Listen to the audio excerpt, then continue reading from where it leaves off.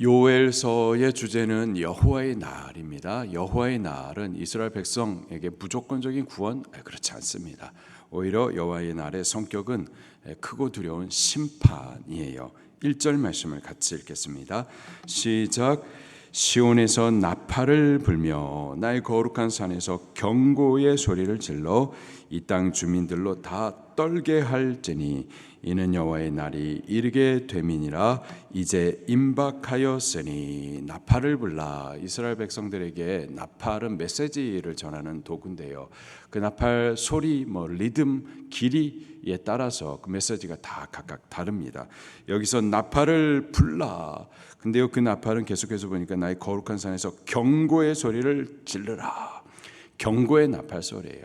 어떤 경고냐? 여호와의 날이 이르게 되었다라는 것을 알리라는 거예요. 여호와의 날, 절대 구원의 날이 아닙니다. 나는 이스라엘 백성이니까, 우리의 조상은 아브라함이니까, 나는 세상 가운데 거룩하게 구별된 하나님의 백성, 선민이니까, 그래서 무조건적인 구원, 절대 그렇지 않다라는 거예요. 그 여호와의 날의 성격이 어떤지 2절부터 또 3절 같이 읽겠습니다. 시작. 곧 어둡고 캄캄한 날이요 짙은 구름이 덮인 날이라. 새벽 빛이 산 꼭대기에 덮인 것과 같으니 이는 많고 강한 백성이 이르렀습니다. 이와 같은 것이 옛날에도 없었고 이후에도 대대에 없으리로다. 불이 그들의 앞을 사르며 불꽃이 그들의 뒤를 태우니 그들의 예전의 땅은 에덴 동산 같았으나 그들의 나중의 땅은 황폐한 들 같으니 그것을 피한 자가 없도다. 여호와의 날 밝은 날이 아닙니다. 캄캄하고 어둡고 짙은 구름이 덮인 날일 것이다. 그리고요, 좀 더 구체적으로 말하는데 이는 많고 강한 백성이 이르렀음이라. 전쟁을 통한 심판의 날이 될 것임을 말해주고 있어요. 이 전쟁을 통해 심판을 당하게 될 건데, 이 전쟁을 몰고 오는 그 적군의 모양이 어떠한지 4절과 5절 말씀을 같이 볼게요. 시작. 그의 모양은 말 같고 그 달리는 것은 기병 같으며 그들이 산꼭대기에서 뛰는 소리는 병거 소리와도 같고 불꽃이 건불을 사르는 소리와도 같으며 강한 군사가 줄을 버리고 싸우는 것 같으니. 무서운 거죠. 심판을 위해서 작정된 군사와 같이 그렇게 이스라엘을 향해서 막 뛰어오르고 있는 거예요. 그때 그 군대 앞에 이스라엘의 모습은 어떻게 될지 6절을 같이 읽겠습니다. 시작. 그 앞에 이스라엘 백성들이 질리고 무리의 낯빛이 하얘졌도다. 그 두려움에 얼굴이 하얘지고 질려서 떨고 무력하게 그렇게 되어진 모습인 거죠. 이 적군의 모습을 보니까 아주 잘 훈련된 용사들이에요. 피할 수가 없어요. 7절부터 10절을 같이 보겠습니다. 시작. 그들이 용사같이 달리며 무사같이 성을 기어오르며 각기 자기의 길로 나아가되 그 줄을 이탈하지 아니하며 피차에 부딪히지 아니하고 각기 자기의 길로 나아가며 무기를 돌파하고 나아가나 상하지 아니하며 성중에 뛰어들어가며 성 위에 달리며 집에 기어오르며 도둑같이 창으로 들어가니 그 앞에서 땅이 진동하며 하늘이 떨며 해와 달이 캄캄하며 별들이 빛을 거두도다. 이렇게 잘 훈련된 저 군사들 앞에서 이스라엘은 싸울 수가 없어요. 무력하게 당할 수밖에 없습니다. 멸망받게 되는 거죠. 자, 그런데 이 잘 훈련된 군사들, 그들을 지휘하는 지휘자가 누군가 보세요. 11절입니다. 시작. 여호와께서 그의 군대 앞에서 소리를 지르시고 그의 진영은 심히 크고 그 명령을 행하는 자는 강하니 여호와의 날이 크고 심히 두렵도다. 당할 자가 누구이랴. 그 군대, 이스라엘을 심판하기 위해서 몰고 온 그 군대의 지휘관이 누군가 보니 여호와 하나님께서 그의 군대 앞에서 소리를 지르는 거, 호령하는 거예요. 저기 저 이스라엘 백성들 가서 심판하라 하면서 앞에서 지휘하는 거죠. 여호와의 날, 이스라엘에게 있어서 구원의 날이 절대 아니라 심판의 날, 그 죄에 대해서 하나님께서 형벌하시는 크고 두려운 날이 될 거라는 거예요. 지금 요엘 선지자가 이 여호와의 날에 대해서 이렇게 선포해 주는 그 의도, 그 메시지는 도대체 뭘까요? 크고 두려운 심판의 날이 있을 것이다. 너는 심판 당할 것이다. 당해라. 이건가요? 아니죠. 회개하라라는 거예요. 이러한 심판이 있는데 회개하라. 회개하면 심판당하지 않을 수 있다. 회개함으로 이 심판을 피하고 생명의 보존함을 받으라. 이것이 지금 요엘서를 통하여서 전해주시고 있는 하나님의 본심인 거죠. 12절 말씀부터 보겠습니다. 시작. 여호와의 말씀에 너희는 이제라도 금식하고 울며 애통하고 마음을 다하여 내게로 돌아오라 하셨나니. 회개하라. 이것이 하나님의 본심이고 지금 여호와의 날을 선포해 주고 있는 그 메시지인 거예요. 메시지의 그 의미는 회개하라는 거예요. 회개하라. 심판이 있으니 회개하라. 심판받지 말도록 회개하라. 회개가 지금 요엘서의 메시지인 거예요. 우리가 어떻게 회개해야 될지 13절 말씀해 보니 너희는 옷을 찢지 말고 무엇을 찢으라? 마음을 찢으라. 마음을 찢고 너희 하나님 여호와께로 돌아올지어다. 옷을 찢는다라는 것은 그 마음의 애통함, 아주 전심으로 여호와 하나님 앞에 돌아오는 그것을 표현하는 건데요. 그 표현이 옷을 찢는 건데요. 근데 마음은 없고 겉으로만 옷을 찢는 것들이 항상 있는 거죠. 형식, 의식, 외식적인 그런 회개 말고 우리가 회개하면은 눈물을 흘리면서 기도하는, 눈물을 흘리면서 그렇게 한 번 기도하는 것, 이렇게 자꾸 생각을 하는데요. 그게 아니라 정말 마음을 찢어야 된다. 마음을 찢어야 된다.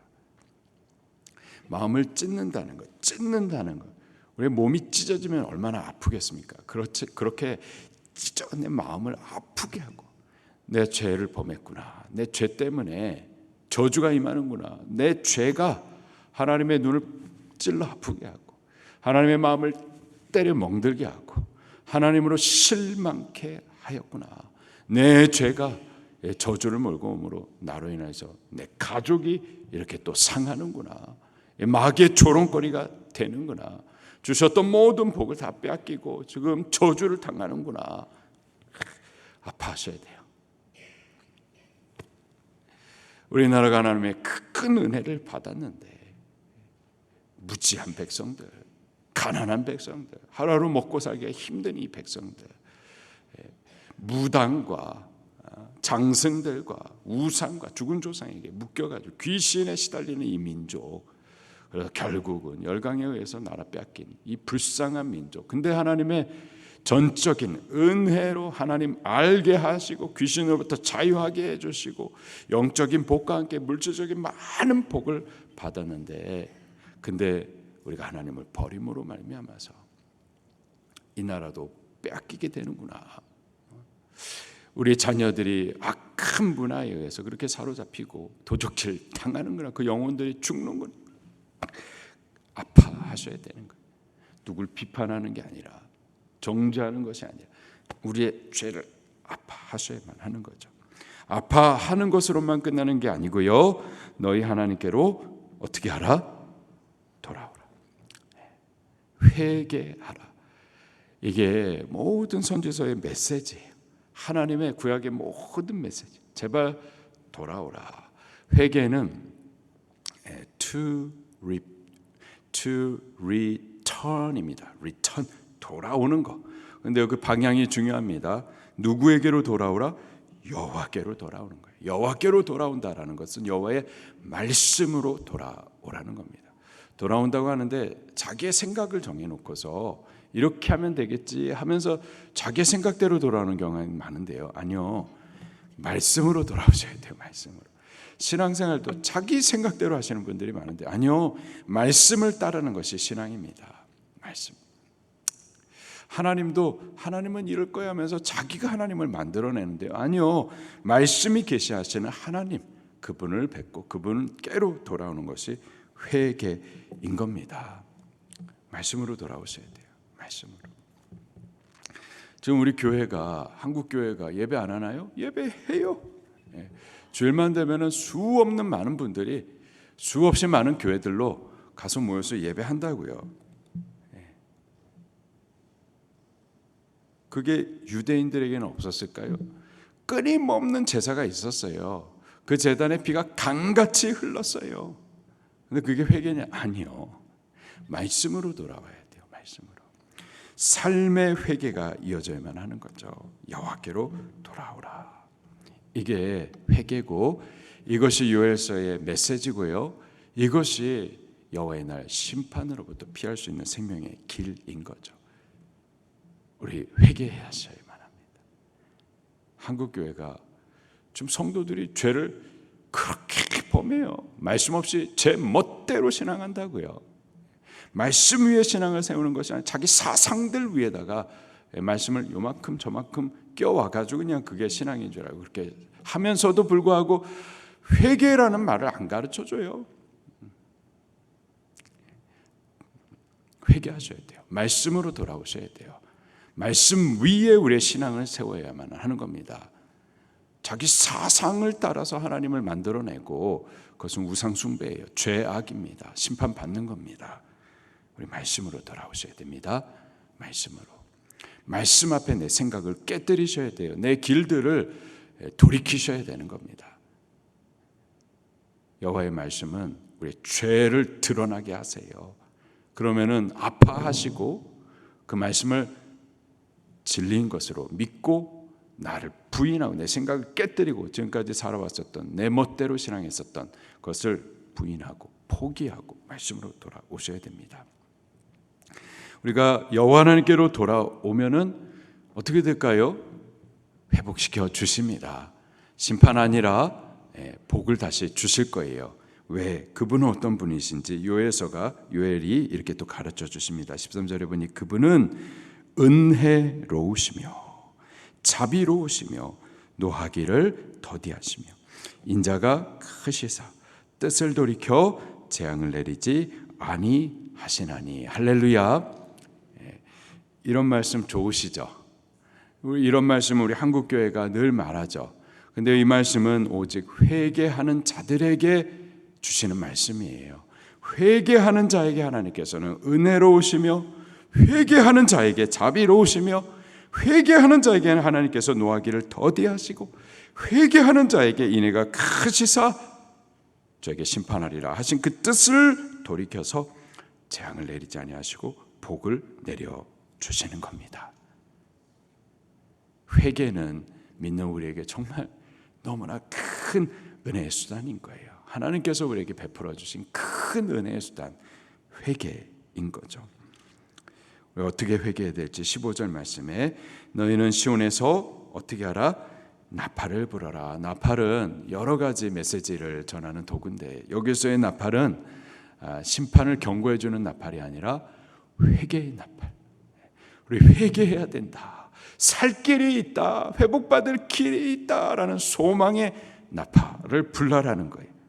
자, 한국교회를 향해서도 지금 하나님께서 하시는 말씀, 나팔을 불어라. 경고의 나팔도 불고 또 회개의 나팔도 불어라. 나팔을 불어서 거룩한 금식일을 정하고 성회, 거룩한 모임, 성도의 모임, 예배의 모임, 성회를 소집하라. 그래서 그 모임에 16절에 백성을 모아라. 백성이 누군가 보니 그 모임을 거룩하게 하여서 장로들을 모으고 어른들을 모으고 어린아이와 젖 먹는 자를 모으라. 우리 어른들만 기도하고 너는 공부해라. 우리 어른들만 예배하고 야 너는 좋은 대학 가라. 우리 어른들은 천국 가고 넌 지옥 가도 된다. 좋은 대학만 가면 되겠다. 아니죠. 장로들을 모으고 어린이와 젖먹이까지도 다 모아야 된다. 신랑도 그 방에서 나오게 하고 신부도 그 방에서 나오게 하고 지금 여행도 가고 놀러도 가고 뭐 갈 수 있어요. 그러나 또 회개해야 될 때면 회개하셔야 돼요. 다른 것을 뒤로 제쳐놓고라도 회개하셔야만 하는 겁니다. 17절 여호와를 섬기는 제사장들은 낭새가 제단사에서 울며 이르기를 중보해야 되는 거예요. 여호와여 주의 백성을 불쌍히 여기소서. 다 하나님 앞에 이렇게 나와서 회개하셔야만 한다라는 거죠. 회개하면 하나님은 은혜로우신 분, 자비로하신 분, 노하기를 더디하신 분, 뜻을 돌이키시기까지 심판을 거두시고 복을 주시는 분, 회개하는 자에게 이러한 은혜를 베풀어 주시니 우리가 이 은혜를 누리십시다. 우리가 마음을 찢으면서 하나님께로 돌이키십시다. 그렇게 오늘 말씀으로 돌아서는 삶을 사는 하루가 되기를 예수님 이름으로 축원합니다. 말씀 붙들고 통성으로 기도하시겠습니다.